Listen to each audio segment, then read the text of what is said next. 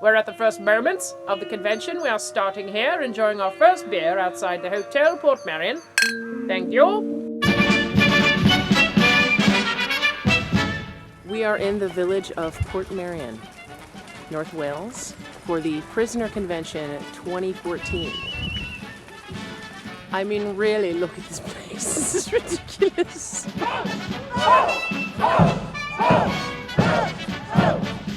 Okay, well, I think the draw, the thing that brings people to Portmeirion from all different parts of the world is that it is a unique series. Portmeirion is a unique place. There isn't anywhere else in the world like Portmeirion. So I'd been in the Prisoner Society, the one called 6 of 1. Now, that was founded by David Barry in 1977. He started the society. I did start 6 of 1, the Prisoner Appreciation Society. I'd always been captivated by the Prisoner. When I first saw it in 1966, I thought this is something really radical, something very, very different. It's stretching the boundaries of television. It's throwing down a challenge to the audience, and it's not just moving wallpaper. It's asking the audience to think and to question. You had this surface level of entertainment, but expertly buried below the surface, there were themes of political manipulation, exploring the quest for the inner self. So you can see it was a bullseye for me.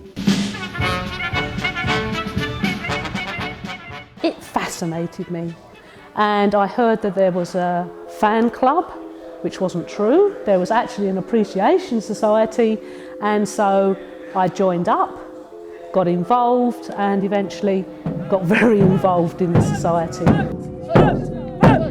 Well, I first saw it when I was a very young lad, when it first came out in the 1960s, and I thought it was very, very different, very surreal. It started when I was a little lad, then they repeated the show later on, and that's when the 6 of 1 fan club started up. Right, and I went to a convention many, many years ago with my black blazer on and my little umbrella walking around, and it was just plain good fun. So I caught it in 1976. It was in the autumn. I was living in a town called Cheltenham at the time. In those days we had a continuity announcer, and here he was talking about members of the public who had written in discussing the Prisoner. And I thought, I want to meet these people. And I got a letter back on Thursday saying, ring us urgently. And they said, how would you like your details to be broadcast after the last episode? I leapt at it. If people were going to write to me, I wouldn't get the letters till the Tuesday.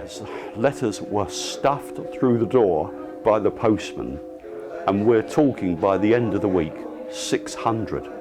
All handwritten, all appealing for information, all thinking I already had some sort of fan club set up and running. Well, of course, I didn't. It's like one big happy family when we meet up. There's everybody with a like mind and who can appreciate and discuss and debate the finer aspects of the series. It's just alluring. I came here with my dad in 1984 and was just hooked. Bought the soundtrack from the Prisoner shop from Max Horror that ran it at the time. So I approached the management in 1982 and I asked them if I could have a little shop, and they found me one, and fortunately it turned out that I was able to have the building that was actually used as Patrick McGoohan's house in the series. You know, number 60's house in The Prisoner was for 16 years my shop. The Prisoner is a unique series. It's just the two gel together very well, you know, the Village and the Prisoner series. I only really saw it properly when it was screened on Channel 4 in Britain in 1982, 1983. And as soon as I watched that, I thought, wow, this is all about being an individual in a society. It was amazing. The way that Patrick McGoohan, who became the highest paid TV star in Britain in the late 60s, he could have carried on doing what Roger Moore does, which is basically playing the hero, shooting people, having fights, getting off with a lady at the end of every episode, but he decided to do something very, very different. Well, I grew up loving all of the classic British espionage shows from the 1960s, The Avengers, The Saint, danger man, secret agent. So a wonderful segue into the world of the prisoner, where you get to see a secret agent after he's an agent. So always enjoyed that. This is our first year at PORTMEIRICON. I'm here with my wife, Ruth. I saw it decades ago and fell in love with it. It was adventurous, exciting, well acted, and very clever. So just fell in love with it from the very first time I saw it. We've been wanting to come for years. As a matter of fact, we were married in 1988, and we have brochures from Portmeirion from that year. We wanted to go from the very beginning. We finally made it. It took way too long. It's been such a wonderful weekend. The people here are so welcoming. We've just been thrilled to meet them all, and we can't wait to come back. And I loved it. It was magical. I've been coming to the convention since 1977, and we're lucky to be continuing to have a relationship with Portmeirion, who are very kind to us. It's almost symbiotic with the society as much as it is with the prisoner series itself. But of course, many people in '67, they didn't know where this place was, because it's only in the last episode that it says on the screen, filmed in the grounds of the Hotel Portmeirion, Penrhyn Deudraeth, North Wales. Most of the time, people don't know where Portmeirion is. It was a complete mystery. A lot of people thought it had been filmed abroad. But half the power of the prisoner lies, and prisoner fandom, lies in the village itself. The fact that this is a real place and not some sort of film set or anything like that. And you could just come here, not know anything about the prisoner, and just get caught up in it. The peace of the place, the beauty of the place, the fact that you feel like you're in a little fantasy town, like cut off from the real world. How surreal it is just to be like almost like on the set, you know, of The Prisoner, just like years, you know, since I've seen the show. There's just a different look about the show, both the production design, the set, you know, the setting in Portmeirion. It's the whole backdrop of it, you know, the whole, if you look around you now, you know, the higgledy-piggledy buildings, the different colours, the, you know, different styles and whatnot. Clough Williams-Ellis, who created Portmeirion, was very much an individualist. He had his own ideas about architecture. Patrick McGoohan, who started and was the executive producer of The Prisoner, he had his own ideas, particularly the freedom of the individual. That was one of the prisoner themes. Patrick McGoohan was very keen on this theme of the freedom of the individual, you know. So I think it's a question of the place and the programme, and the two main people involved, Clough Williams-Ellis and Patrick McGoohan, they sort of combined to make the whole thing absolutely unique, and that's what brings people here from Australia and New Zealand and America and most of Europe and Japan and all sorts of other places, you know. So basically this sort of draw of the freedom of the individual and the uniqueness of Portmeirion, the fact there's nowhere else like it, that seems to just bring people here. It's a bit like a magnet, if you like. But it's very true here. Every time you come, you find something different, tucked away in another little nook or another little cranny. You can explore and explore and explore and still find something else. Some little bit of Mediterranean unreality on the Welsh coastline.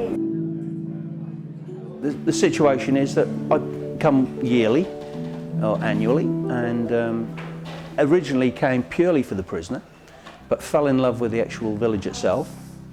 Absolutely superb structures. It's like a time stands still when you come. It's absolute, you know, something else to be here, really. It wasn't until I was 50 that I first came to Portmeirion. It was an idea that my wife had for a birthday present.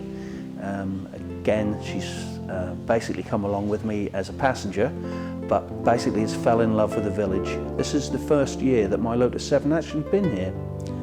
The Lotus 7 kit car was purchased for me on my 50th birthday, with my wife actually being the purchaser of the vehicle for me as a present. So much appreciate that present, obviously, and have had a great deal of fun with the car and the wife as well. So all in all, I think we've all done very well out of the little car coming to Portmeirion.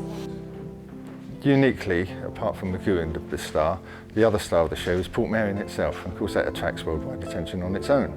It's not just a pile of bricks. There's something very special, because you can see it's been constructed with love and affection and with thought for the surroundings, the actual landscape, to blend in and be beautiful. That's the thing, it's beautiful. It is a work of art as well as a functional hotel. Portmeirion is timeless in as far as it doesn't age. Will The Prisoner matter in another another 10, 20, 30, 40, 50 years? I think it will. What makes it relevant now is the fact a lot of the things that are predicted seems to have come absolutely true. You are number 6? That is the number of this place. Call from number 2. Good morning, good morning. Patrick McGoohan often said that for him, he was always discovering new meanings in The Prisoner. Some would argue it was ahead of its time, but it is in fact, the messages are timeless. The trappings, obviously, the style, the music, of course, that ages. The message, the theme, the heart of it does not age, because the heart of it is about who are we, why are we here. It's all about asking questions about the status quo. And if you want to put a few fight scenes in and a car chase and some groovy music, that'll do. This is one dreamy party!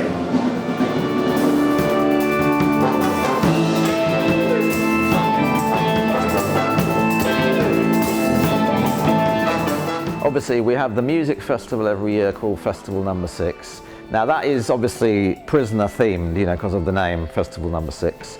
But basically that is more about music than the actual programme, although we do a few reenactments over that weekend. But basically that's more of a music festival. I think it's quite ironic that we come here and celebrate the Prisoner and the series and Portmeirion, all about a character trying to escape from the village. And actually we come and imprison ourselves here. Actively, we are captives here, you know, doing the prisoner thing. So I find that quite ironic, but it's also quite cool. So we try and get a good guest every year. As I say, this year we're very pleased to have Patrick McGoohan. But we want to try and keep this going every year because, as I say, we like to have an international flavour to the society, not just Britain, but from all parts of the world. And we want to keep the spirit of the prisoner alive. Those messages will still apply in 50 years' time as much as they do today, as much as they did back in the 60s. The prisoner's going to run through my veins for the rest of my life. I think for many people, we're what's called lifers. You know, we return to that message, we return to the feel, the emotive pull of the series. It was the first television classic ever. It's still a television classic. It's still, in a way, years ahead of its time. It will resonate on down. Future generations will find it, discover it, and cherish it just as much as any old master or any great work of literature. It's something that will always stand the test of time.